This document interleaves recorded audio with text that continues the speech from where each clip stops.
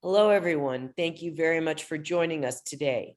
My name is Susie Gelman, and I'm privileged to serve as the board chair of Israel Policy Forum. I want to welcome those of you who are joining Israel Policy Forum for the first time today, and welcome back our returning viewers. Before we begin, I want to thank our supporters. Our work, including today's program, and the new 360 platform we are debuting today, is a testament to your generosity. If you do not yet support Israel Policy Forum, please do so by visiting www.israelpolicyforum.org/support. Today, we are proud to be presenting our new 360 platform, which will take you on the ground in two of East Jerusalem's most sensitive flashpoints, the neighborhoods of Sheikh Jarrah and Silwan. Accordingly, our program will follow a unique format. We are pleased to be joined by our executive director, David Halperin, who will be your guide as we move through these neighborhoods, while Danny Seidemann, founder and director of the Terrestrial Jerusalem NGO, will provide expert commentary. We encourage you to ask questions of our speakers by typing them in the Q&A box at the bottom of your screen. Because of the special nature of this presentation, we will address your questions throughout rather than in a dedicated Q&A segment. As always, a recording of this broadcast will be published later on today on our website, www.israelpolicyforum.org. For inquiries about using the 360 platform, or to learn more about how this program can be useful to you or your organization, please visit israelpolicyforum.org/360. So with that, David and Danny, thank you for joining us. David, I will turn it over to you to begin the tour. Thank you so much, Susie. Thanks everyone for joining us, and thanks to Danny. As Susie mentioned, this is the first time that we will be sharing this platform in this sort of public format, but we've had a wonderful opportunity to present sessions like these to organizations really across the country, and private sessions as we've refined this platform, and we continue to refine it.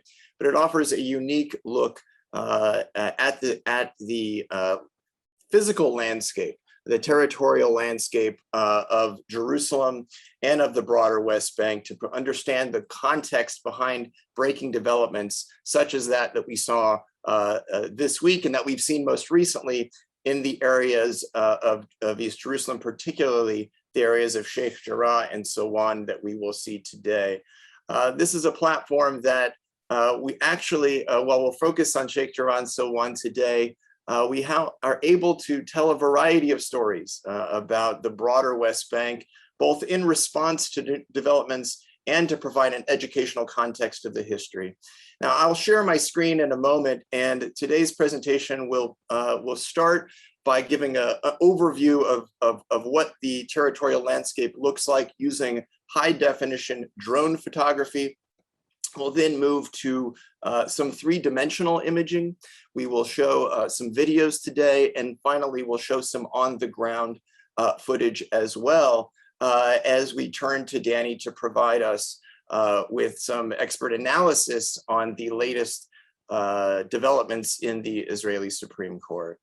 And so today's webinar, unlike those in the past, is not a listen only. This is very much a visual presentation as well, and that starts now as I share my screen to get us started. Great. Great. So you should all be able to see my screen now, and we are looking at a drone photography image overlooking Jerusalem. For your benefit, I'm going to put a map on the screen, which will have a red location showing where we are on the map of Jerusalem and the area that we can see from this vantage point. And I want to just orient ourselves to get started in today's presentation around what we will look at. First, we can see the 1967 green line here in front of us. We are directly above, or as you can see, very close by to Mount Scopus in the Hebrew University of Jerusalem. We can see the old city to our left, here now highlighted in yellow. And of course, this 67 green line, the 49 armistice line, representing the line between Israel and Jordan from 49 to 67. And in the time since, you can see the predominantly Palestinian neighborhoods of this area now highlighted in red. And we're going to visit and really focus on two of these neighborhoods today. As I mentioned, Sheikh Jarrah and Silwan. Silwan, we can see just on the far edge of the old city, just outside the old city walls, further to the south. And of course, we have Sheikh Jarrah here, just on the far side of Bab al-Zahra, on the north side of the old city, where we will find the situation of Sheikh Jarrah. Now, I want to just provide a little bit of context before we jump into the latest controversies and what it's all about, to give us an understanding of just how significant has the change been in the decades since the founding of the State of Israel. And first, we have this tremendous photo that you can see now on the screen that was published a few weeks back by Haaretz. And I want to make note of a few things that we can see in this image. The first is the area that is in question, and that is the area surrounding this very small building. This small building being the tomb of Shimon HaTzadik, or revered as the spot of the tomb of Shimon HaTzadik, a Second Temple era priest. This is a photo taken in 1933, and you can see where the Jewish community in this area was located, indicated here in red, and also a bit here on this hilltop is the Jewish community around this area, around the revered site of the tomb of Shimon HaTzadik. This again in 1933. And I want to make note of this patch of trees that is directly in front of the Shimon HaTzadik Plaza. And I want to make note of just a few points in this image. The first is this cathedral below and the empty hills beyond, and of course this patch of trees. And I want to note that because when I flip to what it looks like today, we can see just how dramatic has been the change. And here I want to just make note of what we are looking at. This small white building and the trees surrounding it is that Shimon HaTzadik Plaza that we saw a moment ago. Again, the small building and the trees surrounding it. And if I'm flipping back, you can see the small building and the trees surrounding it, the cathedral that we saw momentarily. And of course, these empty hills have now become significantly populated neighborhoods. In addition, you can see that the area that was predominantly empty surrounding Shimon HaTzadik in 1933, of course, has these new buildings that are built. As we take a closer look at the particular neighborhood in question around today's controversy, it is these particular buildings. Here are the Shimon HaTzadik Plaza and the buildings on either side of this street that are really the areas in questions, as well as behind here, as we'll see in just a moment. But it's these homes that are built under the cooperation between the Jordanian government and the United Nations, as we'll unpack and speak more about in just a moment. Going back for a moment, as we start, we can see again this predominantly Palestinian neighborhood, and of course the areas in question we can see here in front of us. These are the homes that we will pay attention to in our presentation today. The areas that you can see in blue are the buildings that are now inhabited by Jewish inhabitants that in some cases had Palestinians that were displaced from those locations. In red are the homes that are currently facing eviction, according to the current Supreme Court case that has been under review. And in yellow are other locations in the Sheikh Jarrah neighborhood that are also in some form of legal proceedings. And as we come to our street view, I want to play a brief video to provide us with the context. This is a video from CNN. As of course, we all recall, there was that moment of the perfect storm back in May with the Jerusalem flag march through the old city at the conclusion of Ramadan, happening at the same moment as the Supreme Court hearing on the future of these residents in the Sheikh Jarrah neighborhood. And of course, Hamas used this all as a pretext to gain its, to sort of control the narrative and begin to shoot rockets, launching the latest round of violence that we saw between Israel and Hamas. And this was a CNN clip that we've edited a bit for time purposes to just provide a little bit of the background of the situation before we kind of look at these homes up close and then turn to Danny for some analysis. A divided street in a fractured city. Palestinians breaking the fast, a ritual during the holy month of Ramadan. On the pavement opposite, about a dozen mostly young Jewish nationalists. A glass of pepper spray and a volley of plastic chairs. Scenes like this have become a familiar sight in the neighborhood of Sheikh Jarrah in East Jerusalem. It's these homes and gardens, this land, that all this is ultimately about. 7 extended Palestinian families who've lived here since the 1950s face possible eviction over the summer. Israel's Supreme Court is to hear their appeal soon. 77-year-old Nabil El-Kurd is head of one of the 7 families. We are in the right. We are the owners of the land. We are still resisting. We are staying here, even if they don't want us. Nabil was a little boy when he moved here after his family were expelled from their home in Haifa by Jewish forces in 1948. Under an arrangement between the UN and Jordan, which at the time controlled East Jerusalem, 28 Palestinian families were found a place to live here in exchange for giving up their refugee status. But using a law passed in 1970, after Israel took control of the whole of Jerusalem, an organization called Nachalot Shimon International is seeking their eviction, arguing that the land had once belonged to Jewish families. 3 evictions have already taken place, including the front half of Nabil's house 12 years ago. We don't understand why Arabs are here. I don't want any problems, but this area called Nachlat Shimon was for the Jews even before the establishment of the state. This land is Jewish and belongs to us. We don't believe anyone, not the courts or anyone else. Israel's foreign ministry characterizes what's going on here as a real estate dispute. But Palestinian families say there is a huge injustice at the center of it all, which is that under an Israeli law passed in 1950, they have no right to return to their old homes in Israel that were taken away and given to Jewish families. Deputy Jerusalem Mayor Flo Hassan Nahum refused to address the different restitution laws when interviewed by CNN, but said the municipality was committed to helping all people in the city. In local government, we cannot be involved in those matters. It is not us who make any type of laws like this. This is a property dispute that will be solved in the courts. But which courts?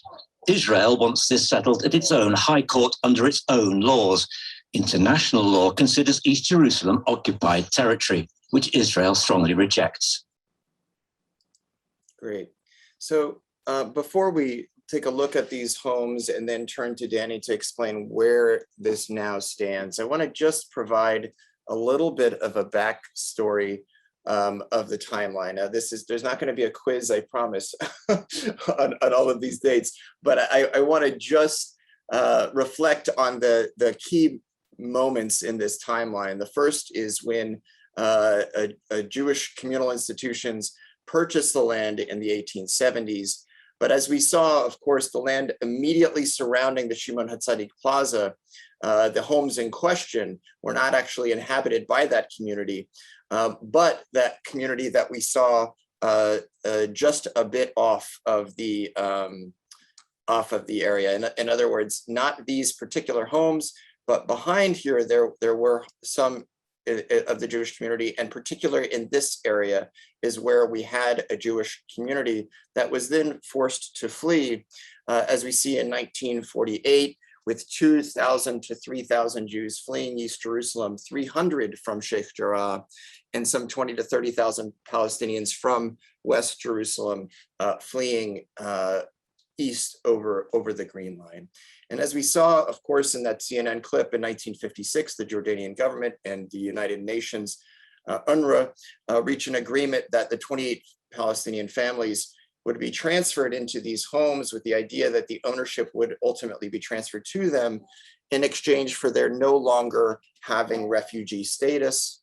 Then, of course, in 1967, Israel takes control of the area and passes a law that enables property lost in that 48 war to be reclaimed, leading to the claims of ownership of new Jewish communal institutions and a civil agreement that goes awry with some Palestinians claiming they were misled, and various legal proceedings that actually we've seen, as was reported there, 3 different evictions already, leading us to the latest case and the latest conflict in May. And there's just a ton to unpack here, which I know we will have the chance to do with Danny in just a moment. And I want to give one last view here from the vantage point on the ground, and that is here, if we just go up the street, and we can see a view here from the ground level. And again, the areas of blue is where we now have Jewish inhabitants, the homes in red facing eviction, and the homes in yellow facing some form of legal proceeding which could end in eviction at the end of the day. And we can see, of course, it's immediately surrounding the Shimon HaTzadik Plaza to the south, as well as to the north, with the Al-Kurd family that has received a lot of particular attention, being one of those directly in front of us. And one last vantage point before we really turn to Danny on the latest analysis is here, where we saw some of those plastic chairs being thrown. For those who recall, the far right-wing member of Knesset, Itamar Ben-Gvir, said that he had set up a temporary office, is in front of this home here in blue, directly across the street from this Al-Kurd family home, where we saw that sort of volley of chairs and really a focal point of the tensions here in Sheikh Jarrah. And that really brings us up to the developments of yesterday, which was the scheduled hearing that had been postponed from May, and that really brings us to the present moment. And Susie, I'll turn it back to you to begin asking Danny sort of where we're at in the latest with the Sheikh Jarrah story. Thank you, David. And we're already getting some really great feedback about the presentation, which is wonderful. So Danny, before we get into the particulars, why has Sheikh Jarrah received so much attention now? There have already been evictions in this area, but without this level of international attention. So why now? You know, I've been following the issues of East Jerusalem for more than 30 years. And I've monitored settlement activity. Israel has transferred to East Jerusalem more than 225,000 Israeli residents living in the large settlement neighborhoods like Gilo, Neve Yaakov, Talpiot Mizrach, etc. We did so without any large-scale displacement of Palestinians. Israel engaged in the large-scale displacement of Palestinians once, on the eve after the 1967 war, June 10th, 1967, when we raised the Mubuk border. We did not engage in large-scale displacement. And now, all at once, there are 4 targeted areas, 2 in Sheikh Jarrah, 2 in Silwan, where there is the very real possibility of large-scale displacement. Now, whether you agree whether East Jerusalem is occupied or not, under international law, the forceful displacement of a population under occupation or a vulnerable population is a war crime. I don't like saying that, but it is. Now, there are, I would say, a confluence of events here that also explain it. Most of the issues on the agenda between Israelis and Palestinians are territorial. You know, when you wonderfully pointed out the green line, the Palestinian areas, we will go back to that if ever we need to politically divide the city. There are 2 issues, however, which are not amenable to a territorial resolution, and they cut to the core of the identities of Jews and Palestinians. One is Jerusalem. The Jewish people would not be the Jewish people without Jerusalem, and the same can be said of the Palestinian equities in the city. and the other is fear of displacement. Both the Jewish people and the Palestinian people have undergone within memory the trauma of displacement. Both are refugee peoples. There is not one Jewish family that is not touched by being a refugee, and there's not one Palestinian family who has been left untouched by the Nakba. And we're taking these two radioactive issues simultaneously and combining them in an active nuclear fusion. And this is perhaps in all of the years that I have been dealing with this, along with issues on the Temple Mount, the most incendiary subject that I've had to deal with. Danny, could you also tell us a little bit about the relationship between Nachalat Shimon International Company claiming ownership of the Sheikh Jarrah homes and the old Jewish community?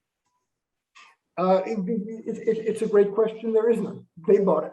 You know, I certainly believe that the two Jewish religious endowments, Knesset Yisrael and Dadi Datas, purchased this land in the 1870s, mid-1870s. The area in question, the 28 houses, including the 4 that are currently before the Supreme Court, were built on empty land in Jewish ownership in 1955 by the Jordanians and by the United Nations in order to house Palestinian refugees. Nobody has lived in these houses except the people and the families who are living there today. Not one of the original owners in Nachlat Shimon or in Silwan or in the other side of the road in Sheikh Jarrah, not one of them have returned to their homes. So basically, and the settlers have no connection historically to the land, except that they purchased rights from these associations. So you have here, pulling the camera back, a situation where settlers who have never lived or have no attachment to the homes in question are seeking to displace Palestinian families living in the only homes they've ever known. That's a problem.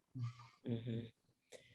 By the way, Danny, one of our viewers asked, Len Schneiderman is wondering, what is the status, the legal status of Palestinian residents in Sheikh Jarrah? Or the citizenship status, I should say. Pardon me? Or their citizenship status. Okay. In 1967, Israel annexed the land of East Jerusalem. We did not annex the population. We did not impose our citizenship. We did not offer citizenship. They did not want citizenship. You will be told that the Palestinians are entitled to receive Israeli citizenship. Urban legend, fake news. They can ask, we can say no. They don't ask, we say no. They have the status of permanent resident. And a permanent resident has many of the entitlements of citizenship, but without any political power. And in some ways, their rights are diminished. They are, as a result of being residents, they can be deprived of their residency rights. Their right to reside in the city kind of hangs by a thread.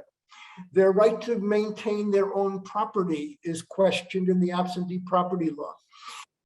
So they are entitled to health insurance. They've gotten great care during Corona, as good as I and my kids and my wife did, but they do not have political rights. And that creates a problem. We have one geographical area, Jerusalem, 2 national collectives, one Israeli, one Palestinian, one of which is politically empowered, and the other is politically disempowered permanently. You have one war, 2 peoples who are displaced by that war, and one may return to their house, one of the peoples, to a theoretical home that they have no connection to, and the Palestinians are not entitled to do so. That is very troubling. I have one more question, and then I want to bring in some more audience questions. As you know, and David Halperin referred to this in the intro, yesterday there was a major hearing on this issue. before the Israeli Supreme Court, and a compromise of sorts was suggested, but it's unclear if one will be reached. Can you unpack what happened and what we might anticipate comes next, please? Well, first of all, I was told by the Israeli Foreign Ministry that they have never seen so much pushback on any statement than Sheikh Jarrah being a real estate dispute.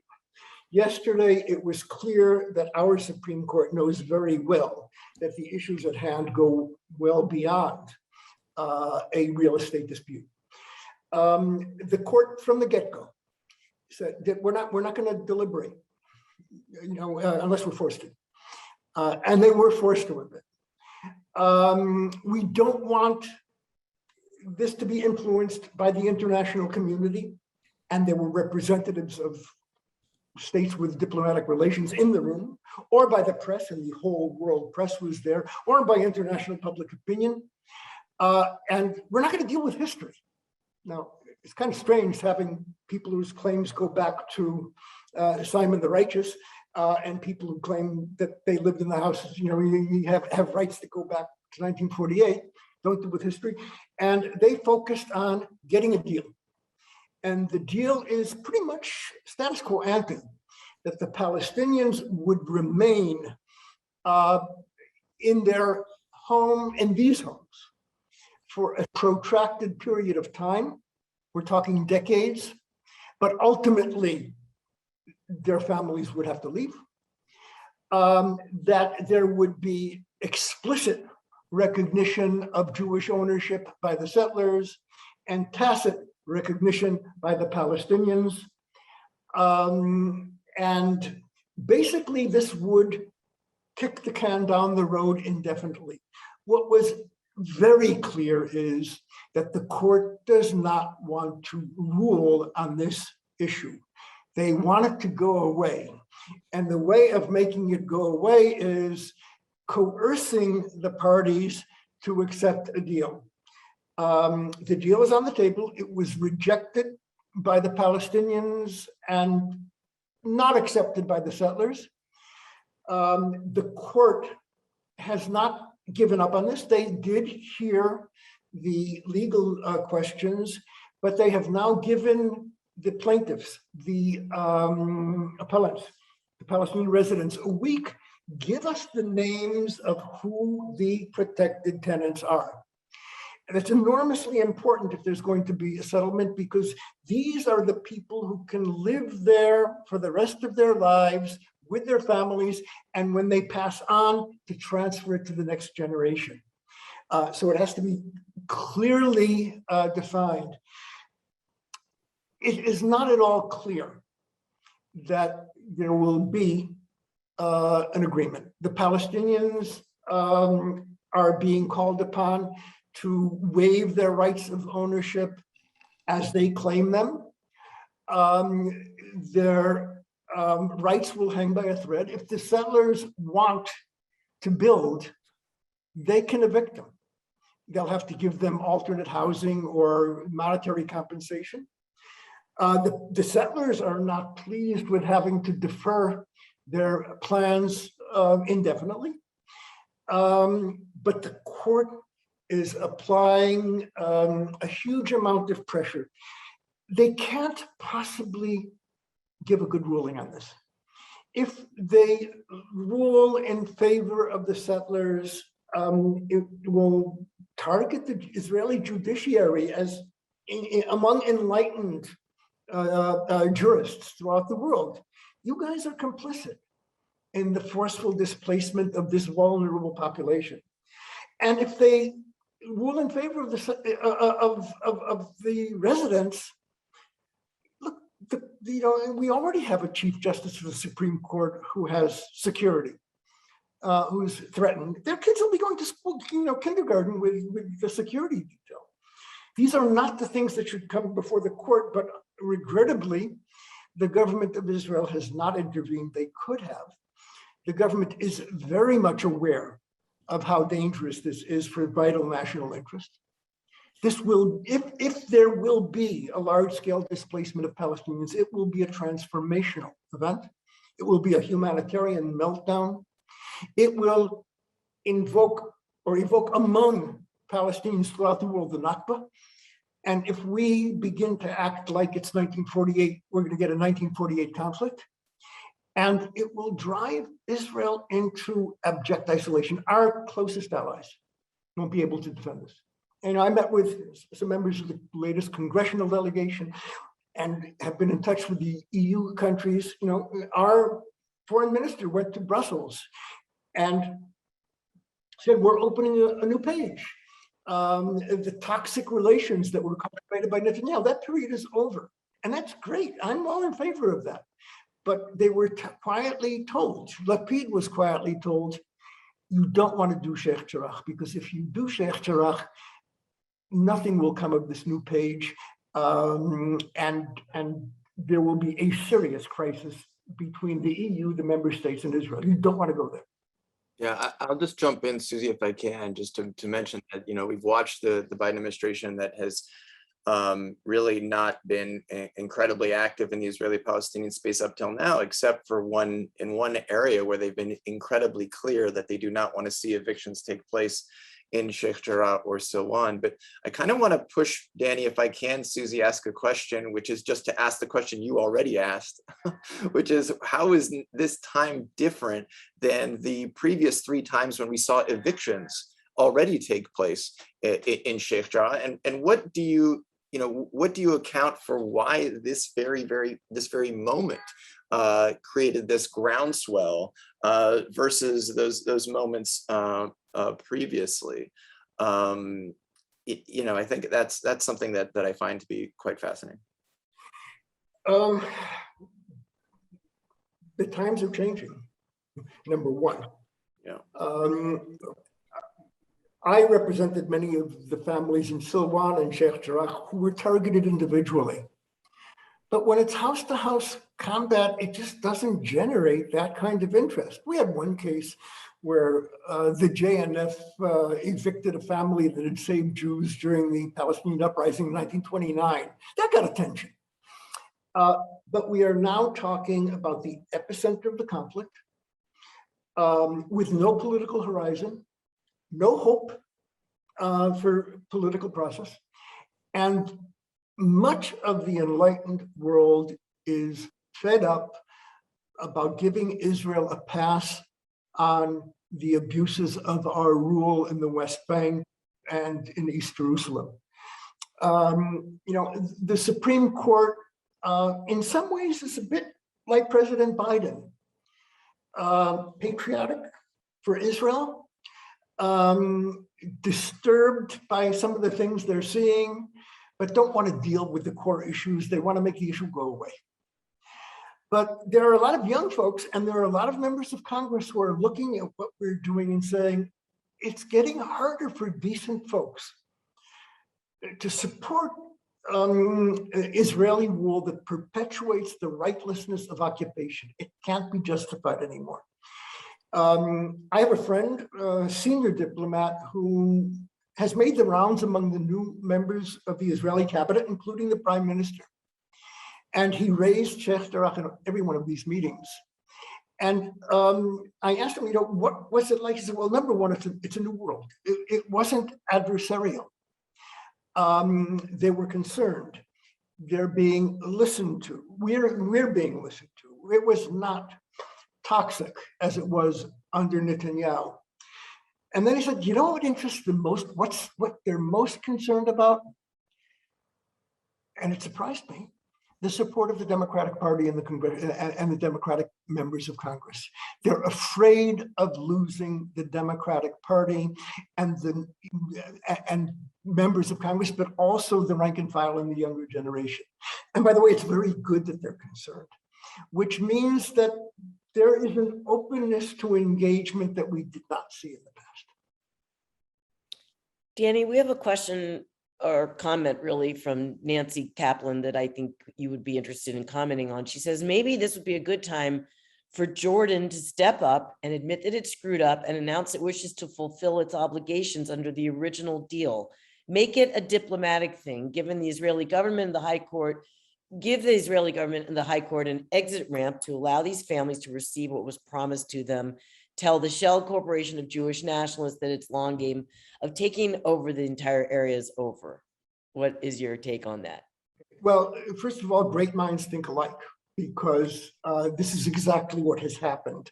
The first time I was in Sheikh Jarrah was in 1998 with Faisal Husseini, and I didn't think that there was anything new that could be said about the conflict. It was examined from every angle possible. And then last week, a professor from Tel Aviv, formerly of the IDF legal department, who filed an expert opinion to the effect, number one, showing that new documentation displayed that the Jordanians were in the process of turning over this property to the Palestinian refugees. They were close to it. And the last time they did that was in May '67, right before the war. And there is a very compelling argument to be made that Israel, just as we have assumed the rights of Jordanian government property, we have also assumed their obligations.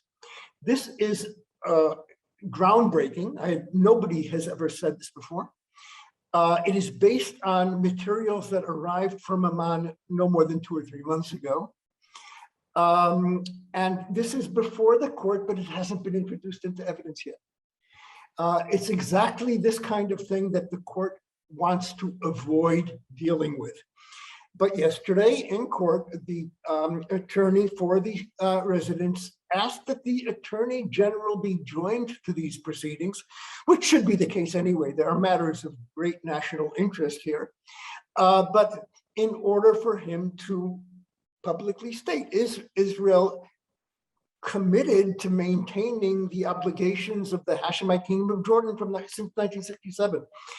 So you're raising a very good point. It's in play, and the Supreme Court is doing everything possible to make sure that they don't rule on the merits of this issue. Before we turn to Silwan, to the second half of our program, we do have a question from Gabriella Golger, she wants to know what you think should happen and what would be your realistic solution to this dilemma. There are, first of all, people ask me, is there a way of giving the property to the Palestinians? Well, there is the remote possibility through the issue of the continuation of Jordanian obligations, which is new.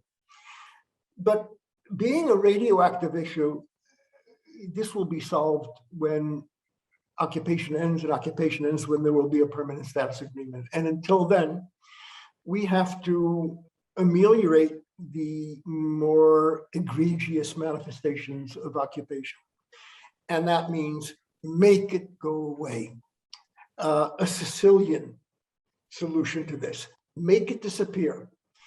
The government has the power, without undermining the independence of the judiciary, based on national interest, to defer this indefinitely.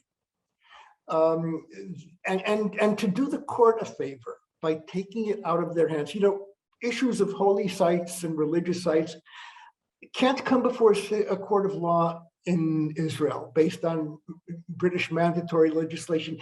It's just too radioactive to be amenable to, a judgment. The Talmud said something similar.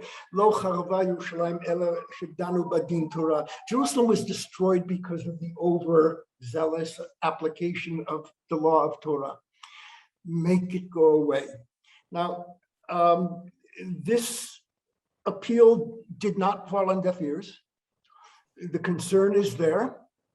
The Biden administration engaged very seriously on this. I cannot fault them in the least. It was not sufficient to get the government to act. It may not be too late. Okay.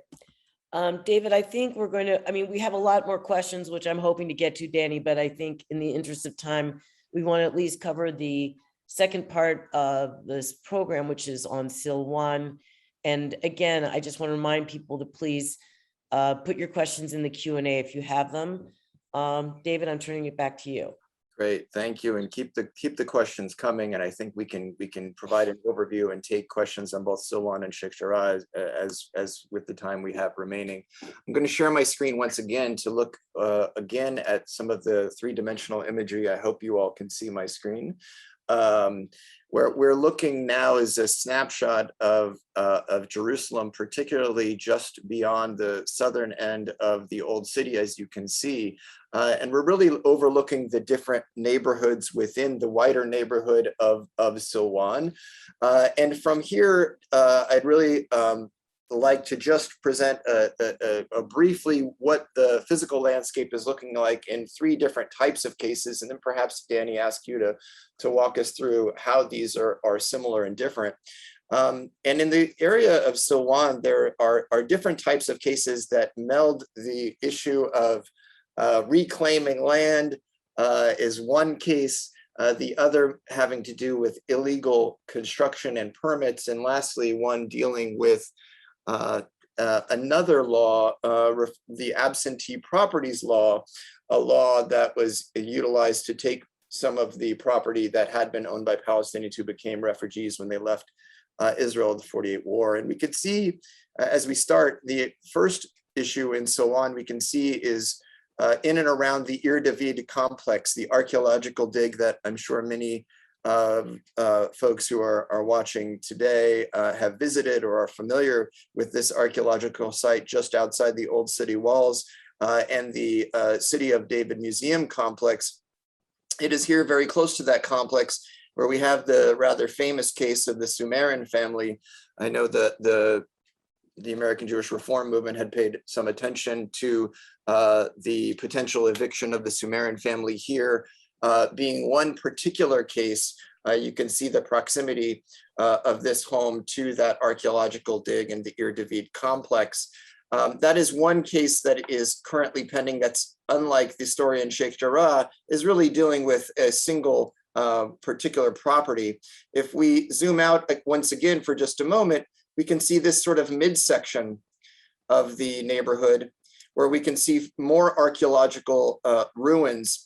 And it is in this portion of the neighborhood that we saw very recently, as of about a week ago, actually a business that had been effectively demolished because it did not have the appropriate building permits. And it is in this portion of the neighborhood in particular where we've seen a number of demolition orders for homes that were built without proper permitting. And then lastly is the area known as Batan al-Hawa, which is in some ways similar to the Sheikh Jarrah story. And this will load in just a moment. Give me just a moment to find our location. Here we are. In the area of Batan al-Hawa in particular, there are some similarities in that it is in this area that before the state of Israel, there had been a Jewish community, particularly a Yemenite Jewish community that is seeking to reclaim some of this, some of this portion of the neighborhood. And in fact, you can already see some of the areas of Silwan where there already are Jews that have set up buildings really and built new residences. You can see most prominently here the Israeli flag on the building known as Beit Yonatan, named after Jonathan Pollard.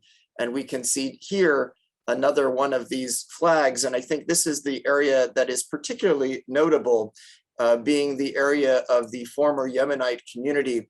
And I want to make note that this Yemenite community actually had fled at the insistence of the British before the 48 war because of growing Jewish-Arab tensions in this area before the War of Independence of 48. And again, you can see another very prominent flags on these buildings really stating where they are. But in this particular area is a couple things to make note of before I turn to Danny. The first is you can see this domed structure here. A few years ago, former governor of Arkansas, Mike Huckabee, came to a kind of an unveiling of the plans to establish the new visitor center of the history of the Yemenite Jewish neighborhood here, and it is here in this dome structure where this new visitor center would be slated to be built. And if you take if you were to draw a line essentially from this flag down to this fence that you can see here that cuts across this neighborhood, and then back up to this dome, it is this entire area in the buildings in this area. Nearly every single building here is in some form of legal process that could end in the potential eviction. Now, this is, as I understand, and less imminent as of a case of Sheikh Jarrah, but I want to turn to Danny to sort of unpack the story of Silwan and perhaps how it's different or similar, and these different types of cases in Silwan, and how we should be thinking about all of this. First of all, Silwan is a very large area, much larger than what you're showing us, of 30 or 40,000 residents. There are 3 contested or problematic areas in Silwan. One is what you call the City of David, Wadi Khilwe, which is the ridge going down to the south from Dungate.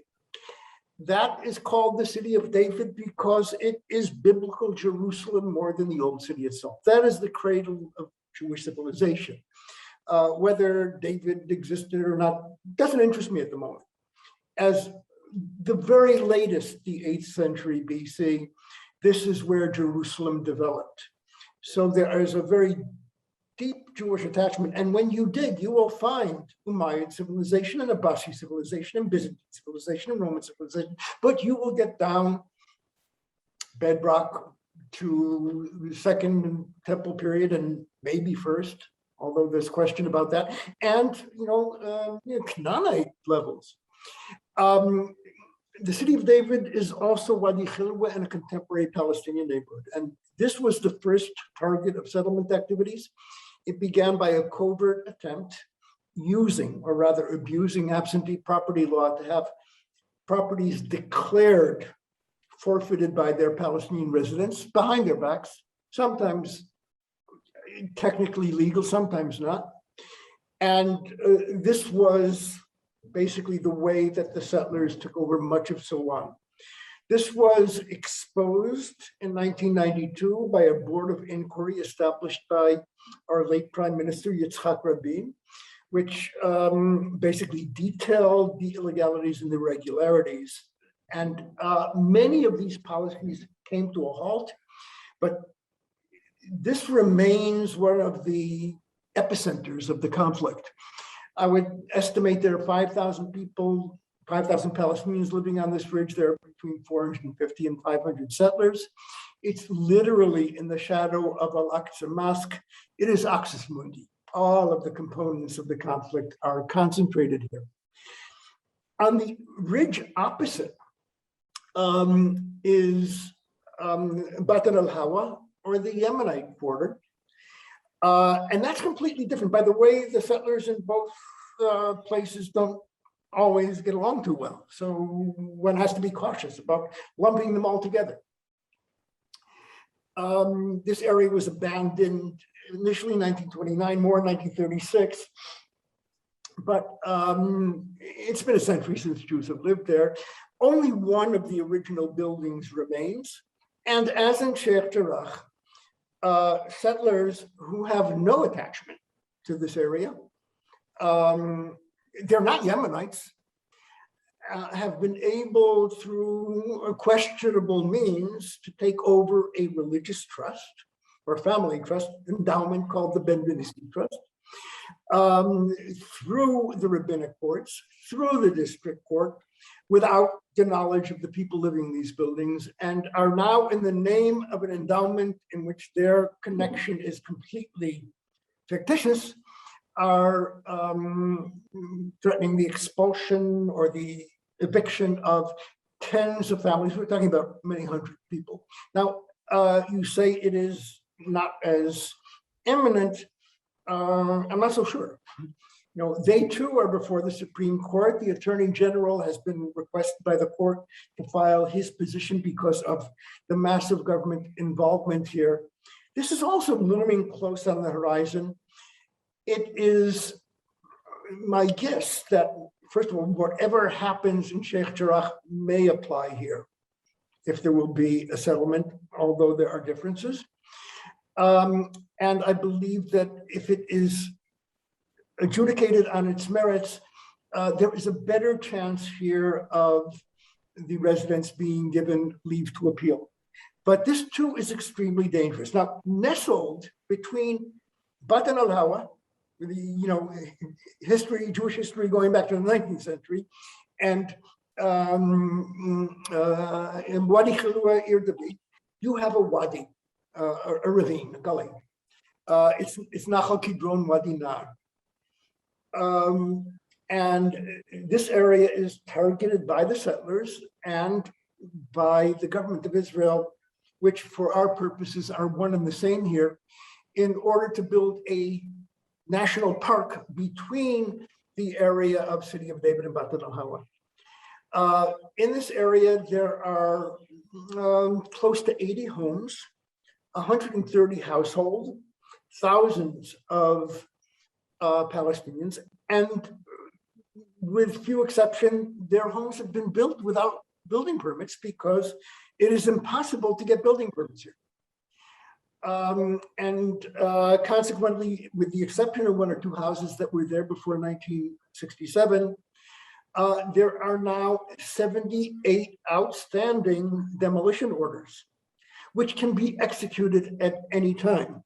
Now, we Israel, our intent to demolish these homes in 2005, and we couldn't do it. International pressure was so great. Nir Barkat came in 2009, did the same thing, couldn't do it.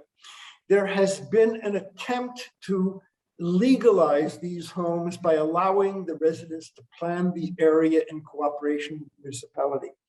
And as a result of that, the large-scale demolitions have been stayed. They've been frozen. However, last February, the Jerusalem municipality notified the court that they are no longer interested in extending that stay of execution.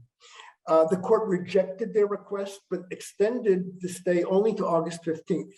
So unless the court rules otherwise, the demolitions could commence on August 15th. Now, to be honest, I have seen no indication in the Jerusalem municipality or in the government of Israel of a serious threat to immediately begin this. I think this is a more remote possibility. But you have, thousands of Palestinians, you've got kids wetting their beds at night because they're afraid that the boulders come in the morning. The essence of occupation is not oppression. The essence of occupation is vulnerability. And these, yesterday, another individual got a notice that, demolish your own house or going to demolish it for you. So you have the large-scale displacements in Sheikh Jarrah, in Shimon HaTzadik, where we saw, and another location. We have the historical settlement, which remains problematic, but is not the focus at the moment, in City of David. We have large-scale displacement pending in Batan al-Hawa, large-scale demolition, unprecedented, nothing approaching this. 130 households, no, nothing like it in Batan al-Hawa.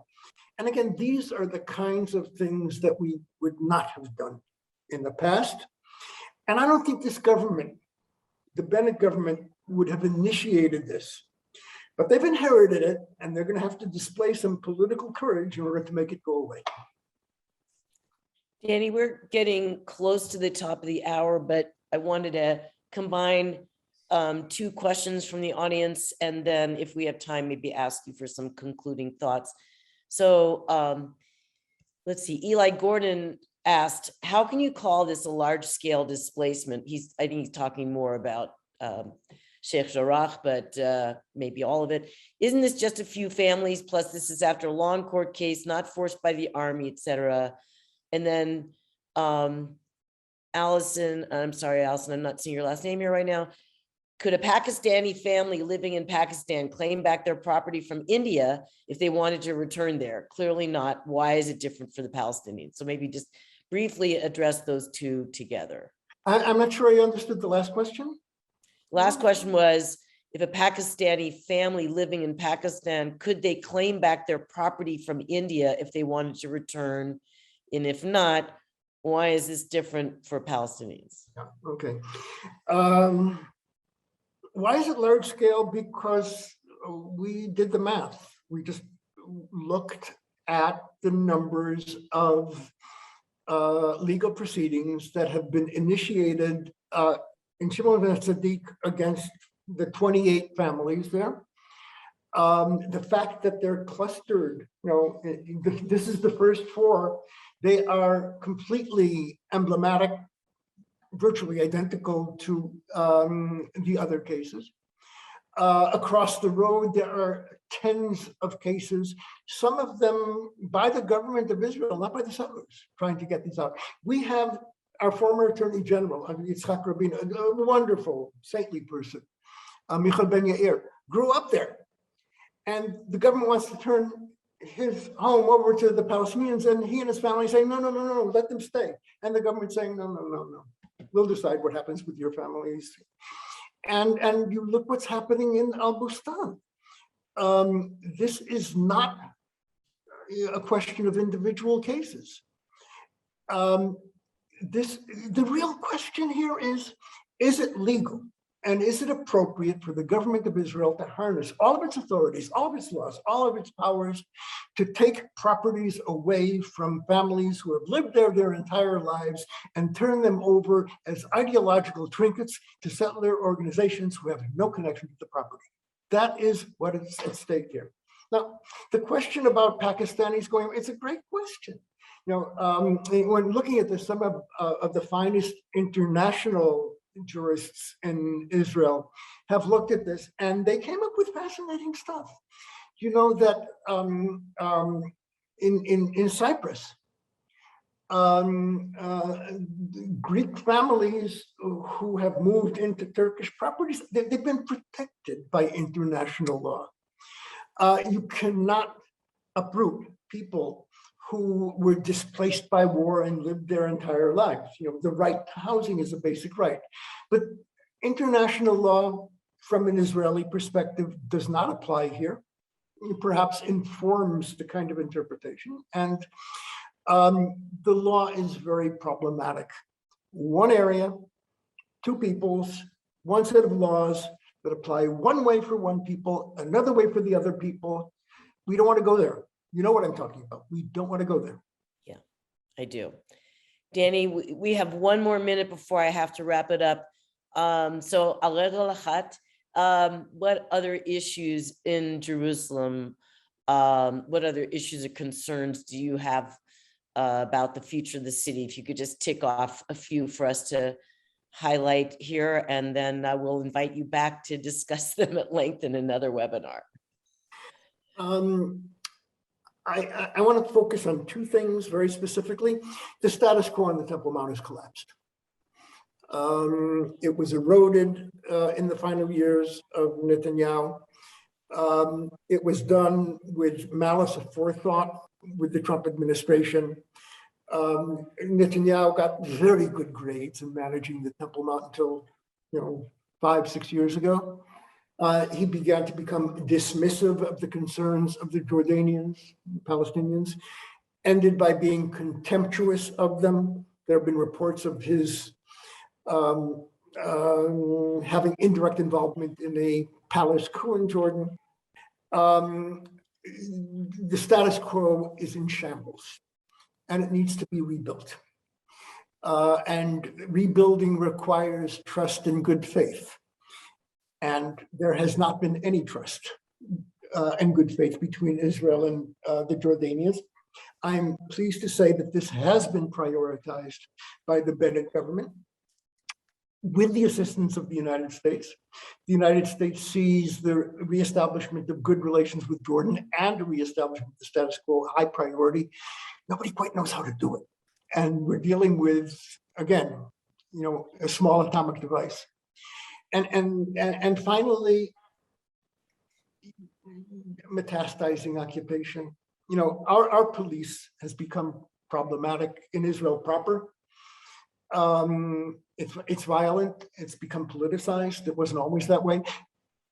6-7 years ago, the police were the moderating influence on the Temple Mount. Today, they are in league with the most extreme parts of the Temple Mount movement. When it comes to the Palestinians, they are acting like a rogue militia. Open season on Palestinians. And I say that again with deep regret. I take no pleasure in this. We have a very good Minister of Internal Security, Minister of Police, Omer Bar-Lev. I actually met him once when I went with him 20 years ago to meet the Minister of Police, who was his father, Chaim Bar-Lev, the only time I met him. He is a humanist. He's the former commander of Sayeret Matkal, so he understands command. It will be his job to